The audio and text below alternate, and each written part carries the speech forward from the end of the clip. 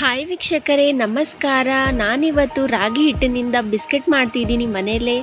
ರಾಗಿ ಹಿಟ್ಟನ್ನು ಮಾಡೋದಕ್ಕೆ 1 ಕಪ್ ಗೋಧಿ ಹಿಟ್ಟನ್ನು ತಗೋಬೇಕು, 1 ಟೀ ಕಪ್ ರಾಗಿ ಹಿಟ್ಟನ್ನು ಸೇರಿಸ್ಕೊಳ್ಬೇಕು.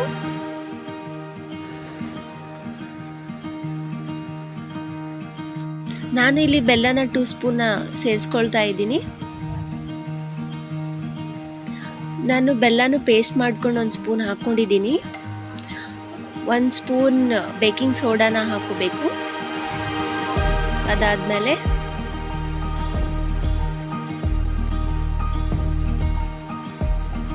ಇಲಾಯ್ಚಿ ಪೌಡರ್ನ ಇಲ್ಲಿ ನಾನು ಸೇರಿಸ್ಕೊಳ್ತಾ ಇದ್ದೀನಿ.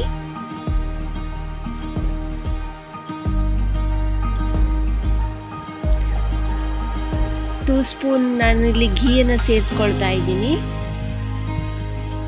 ಇದನ್ನು ಚೆನ್ನಾಗಿ ಕಲಿಸ್ಕೋಬೇಕಾಗುತ್ತೆ.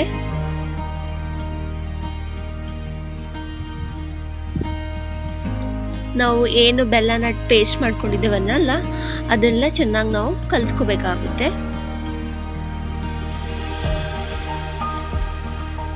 ಒಂದು ಸ್ವಲ್ಪ ನೀರನ್ನು ನಾನು ಸೇರಿಸ್ಕೊಳ್ತಾ ಇದ್ದೀನಿ. ಗಟ್ಟಿಗೆ ನಾದ್ಕೊಳ್ಬೇಕಾಗುತ್ತೆ. ನಾವಿಲ್ಲಿ ಬಿಸ್ಕೆಟ್ ಚೆನ್ನಾಗಿ ಬರುತ್ತೆ ನೋಡಿ. ನಾನು ಗಟ್ಟಿಗೆ ನಾದ್ಕೊಂಡಿದ್ದೀನಿ. ಇವಾಗ ಸ್ವಲ್ಪ ಉಂಡೆಯನ್ನು ತಗೊಂಡು ನಾನು ಇದನ್ನು ಅಳಾಡಿಸ್ಕೊಳ್ತಾ ಇದ್ದೀನಿ. ಚಪಾತಿ ಥರ ಮಾಡ್ಕೋಬೇಕಾಗುತ್ತೆ. ಇಲ್ಲಿ ರೌಂಡ್ ರೌಂಡ್ ಆಗಿ ನಾನು ಕಟ್ ಮಾಡ್ಕೊಳ್ತಾ ಇದ್ದೀನಿ.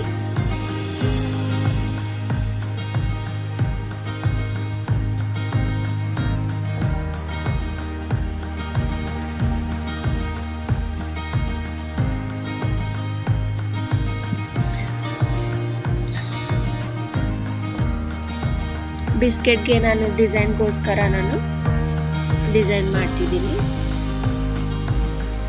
ಬೇಕಾದರೆ ನೀವು ಪ್ಲೇನು ಹಾಗೇನೆ ಇಟ್ಕೋಬಹುದು.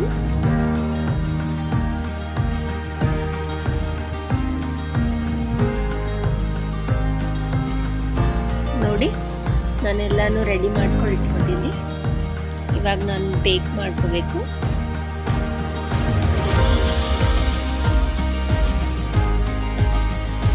ಘೀನ ಅಪ್ಲೈ ಮಾಡ್ಕೊಂಡಿದ್ದೀನಿ. ಅದಾದಮೇಲೆ ಘೀ ಅಪ್ಲೈ ಮಾಡ್ಕೊಂಡಿದ್ರೆ ಚೆನ್ನಾಗಿ ಬರುತ್ತೆ.